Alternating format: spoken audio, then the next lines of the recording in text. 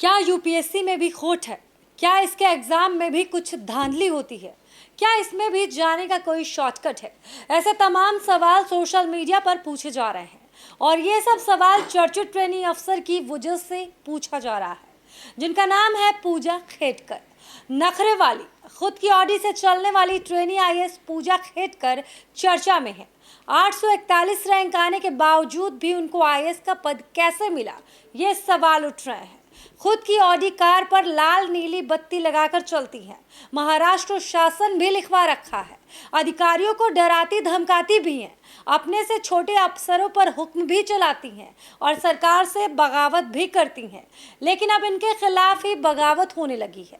कई सारे अब इन पर आरोप लग रहे हैं और इनके माता पिता की भी खूब फजीहत हो रही है, क्योंकि इनकी इच्छा पूरी करने के लिए इनके पिता अधिकारियों को धमकाते हैं और मां खुलेआम तमंचा लहराती हैं। और अगर आप इनकी इच्छाओं, इनकी हरकतों और इनकी प्रॉपर्टी के बारे में जानेंगे तो हैरान रह जाएंगे। आइए आपको इस वीडियो में मैडम की पूरी हिस्ट्री बताते हैं और इनकी हरकतों से पर्दा उठाते हैं। मामला है 2021 का, जब पूजा खेटकर ने यूपीएससी परीक्षा पास की थी।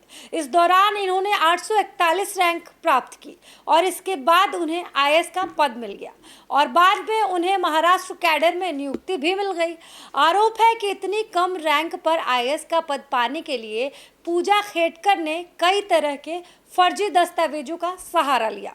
अब पूजा खेटकर के आईएएस पद को लेकर ही सवाल उठने लगे हैं कि यूपीएससी में इतनी कम रैंक और कम नंबर होने के बाद भी उन्हें आईएएस का पद कैसे अलॉट हुआ।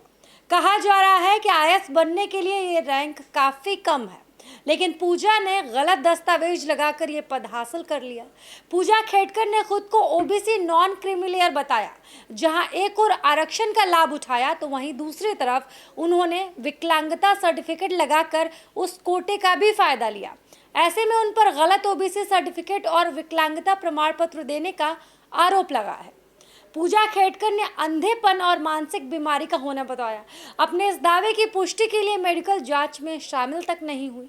यूपीएससी ने पूजा को अप्रैल 2022 में एम्स नई दिल्ली में मेडिकल जांच कराने को कहा, लेकिन उन्होंने कोविड का बहाना बताते हुए इसे स्थगित करने की मांग की, जिसके बाद उन्हें अगस्त 2022 की डेट दी गई।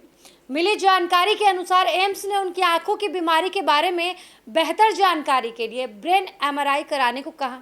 पूजा खेटकर ने यूपीएससी को एमआरआई रिपोर्ट तो सौंपी, लेकिन वो एक प्राइवेट अस्पताल से करा कर दी, जिसमें उनकी आंखों में दोष बताकर उनकी विकलांगता की पुष्टि कर दी गई। हालांकि यूपीएससी ने उनके चयन को चुनौती दी थी। वहीं अब सूत्रों का कहना है कि अगर जांच में एक भी सर्टिफिकेट जाली पाया गया तो तुरंत प्रभाव से उन्हें नौकरी से टर्मिनेट कर दिया जाएगा। जांच इस बात की भी की जा रही है कि सर्टिफिकेट के वेरिफिकेशन के बिना ही उन्हें नियुक्त कैसे कर दिया गया। इसके साथ ये भी पता लगाया जा रहा है कि उन्हें वेरिफिकेशन के लिए कई बार बुलाया गया, लेकिन वो पेश क्यों नहीं हुई। हालांकि इस मामले को लेकर पूजा का कहना है कि कमेटी गठित हुई है, मैं अपना जवाब उनको दूंगी, मैंने मेहनत से ये सब हासिल किया है।